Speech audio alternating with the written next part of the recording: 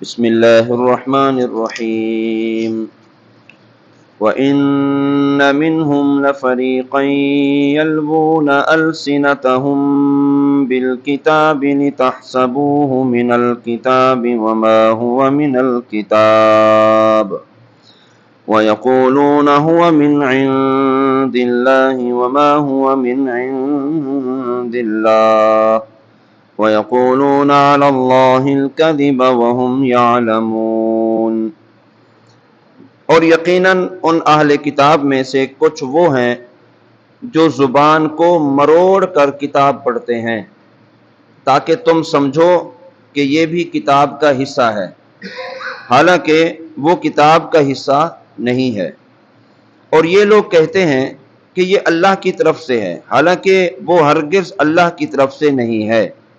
اور یہ لوگ جان بوجھ کر اللہ پر جھوٹ باندھتے ہیں۔ یہودیوں کے بارے میں فرمایا گیا کہ وہ تورات پڑھتے ہوئے گڑبڑ کرتے تھے اور اپنی طرف سے اس میں کچھ مفہوم ملا کر اس انداز سے پڑھتے تھے کہ لوگ سمجھیں کہ یہ بھی شاید کتاب کا حصہ ہے۔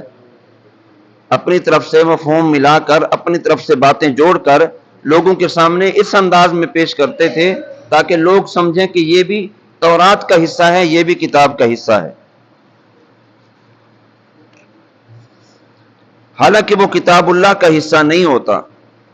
اور یہ تاثر دینے کے ساتھ بعض اوقات صراحت بھی کر دیتے، اپنے منہ سے کہہ بھی دیتے کہ یہ بات بھی کتاب میں لکھی ہے، یہ بات بھی تورات میں لکھی ہے، حالانکہ یہ صریح جھوٹ ہوتا تھا جو وہ کتاب کے متعلق اور اللہ تعالیٰ کے احکام کے متعلق بولتے تھے۔ آج کل بھی ایسے لوگ دیکھے ہیں کہ جو توحید کی آیتیں پڑھ کر انبیاء کرام علیہم السلام اور اولیاء کرام کی شان کا انکار کرتے ہیں،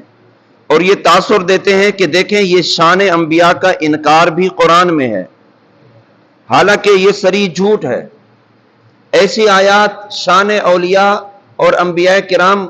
کے انکار کے لیے نہیں، بلکہ وہ تو بتوں کے انکار کے لیے ہیں۔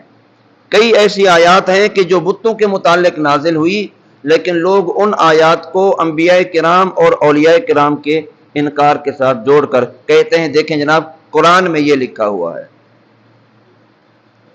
جس طرح ایک آیت مبارکہ لن یخلقوا ذبابا،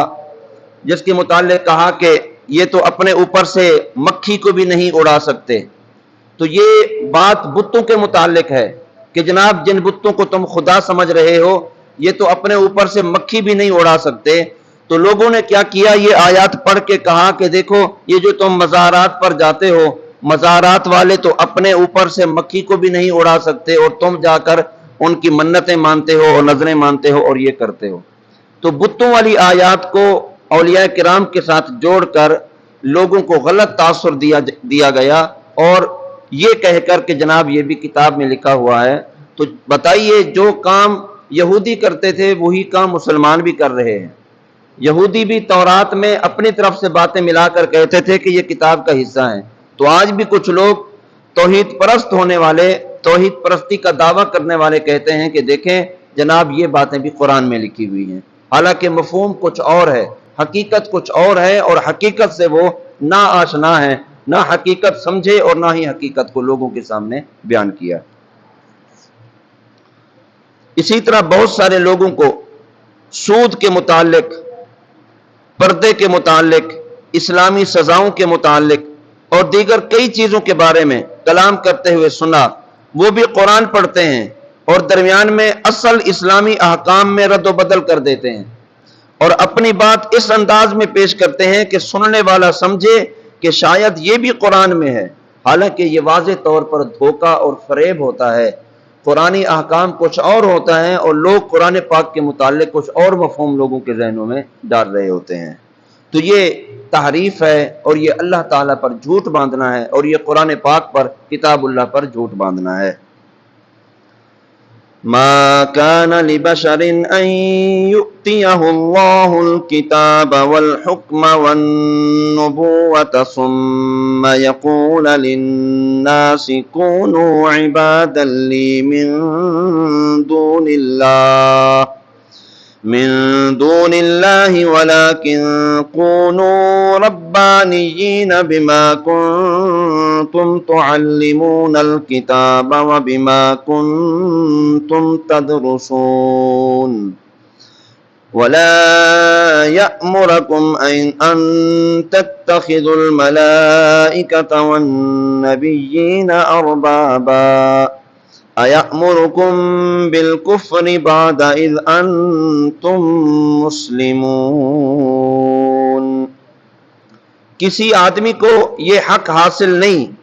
کہ اللہ اسے کتاب و حکمت اور نبوت عطا کرے، پھر وہ لوگوں سے کہے کہ اللہ کو چھوڑ کر میری عبادت کرنے والے بن جاؤ، بلکہ وہ یہ کہے گا کہ اللہ والے ہو جاؤ، کیونکہ تم کتاب کی تعلیم دیتے ہو اور اس لیے کہ تم خود بھی اسے پڑھتے ہو، اور نہ تمہیں یہ حکم دے گا کہ فرشتوں اور نبیوں کو رب مانو، کیا وہ تمہیں تمہارے مسلمان ہونے کے بعد کفر کا حکم دے گا؟ یہاں انبیاء کرام کی شان کو بیان کیا اور ان پر ہونے والے اعتراضات کا جواب دیا، جیسا کہ آیت کے شان نزول سے واضح ہے۔ فرمایا گیا کہ کسی آدمی کو یہ حق حاصل نہیں کہ اللہ تعالیٰ اسے کمال علم عطا فرمائے، اسے عمل کی توفیق عطا فرمائے، اللہ اسے گناہوں سے معصوم بنائے۔ تمام انبیاء کرام گناہوں سے معصوم ہیں اور یہی عقیدہ ہے متفقہ، تو اللہ گناہوں سے معصوم بنائے،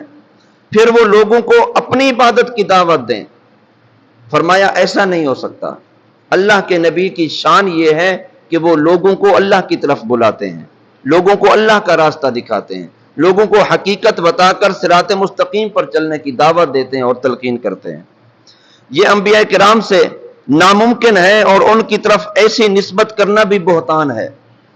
انبیاء کرام علیہ الصلوۃ والسلام تو اللہ کی عبادت اور ربانی یعنی اللہ والے بننے کی طرف دعوت دیتے ہیں۔ اس آیت کے شان نزول کے بارے میں ایک قول یہ ہے کہ نجران کے عیسائیوں نے کہا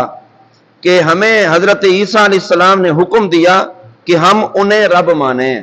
حضرت عیسیٰ علیہ السلام کو رب مانتے تھے نا، تو جب حضور صلی اللہ علیہ وسلم نے ان سے پوچھا کہ رب تو اللہ ہے، تم حضرت عیسیٰ علیہ السلام کو رب کیوں مانتے ہو؟ تو اللہ کے بندے اور نبی تھے، تو انہوں نے جھوٹ بول دیا اور انہوں نے کہا کہ حضرت عیسیٰ علیہ السلام نے خود ہمیں کہا ہے کہ جناب میں تمہارا رب ہوں، تم مجھے رب مانو۔ تو اس آیت میں اللہ تعالیٰ نے ان کے اس قول کی تکذیب کی اور بتایا کہ اللہ کے نبی کی یہ شان ہی نہیں، ان سے ممکن ہی نہیں کہ نبی کہیں مجھے رب مانو۔ نہیں، نبی تو یہ دعوت دیتا رہا کہ ربی اللہ، میرا رب اللہ ہے، جو میرا رب ہے وہی تمہارا رب ہے، جس نے مجھے نبی برحق بنا کے بھیجا، میں تمہیں اسی رب کی طرف بلاتا ہوں اور اسی رب کے راستے کی طرف بلاتا ہوں۔ تو اللہ کے نبی کبھی بھی اپنی طرف نہیں بلکہ اللہ کی طرف لوگوں کو راغب کرنے کی کوشش میں لگے رہے، اور یہی حقیقی دین اور یہی حقیقی اسلام ہے۔ تو کہیں ایسا نہیں ہوا کہ حضرت عیسیٰ علیہ السلام نے کہا ہو کہ جناب تو مجھے رب مانو، اور بعض لوگ حضرت عیسیٰ علیہ السلام کو خدا کا بیٹا سمجھتے تھے، تو یہ بھی ان کا باطل نظریہ اور باطل عقیدہ تھا۔ اللہ رب العالمین تو اولاد سے بھی پاک ہے، ولد سے بھی پاک ہے، یعنی آپ والدین سے بھی پاک اور اولاد سے بھی پاک ذات، وہ واحد اور یکتا ذات ہے، وہ وحدہ لا شریک ذات ہے۔ ساری کائنات اسی رب کی بنائی ہوئی ہے، اسی رب کے تابع اور اللہ کی مخلوق ہے۔ اور تمام انبیاء کرام جن کو اللہ تعالیٰ نے نبوت اور رسالت کا تاج عطا فرمایا، اپنے بندوں میں سے چن لیا، یہ اللہ کے معزز بندے ہیں، اللہ کے بیٹے بھی نہیں اور یہ رب بھی نہیں ہے۔ یہ متفق عقیدہ مسلمانوں کا حقیقی یہ عقیدہ ہے۔ تو اللہ رب العالمین ہم سب کو قرآن کے احکام پر عمل کی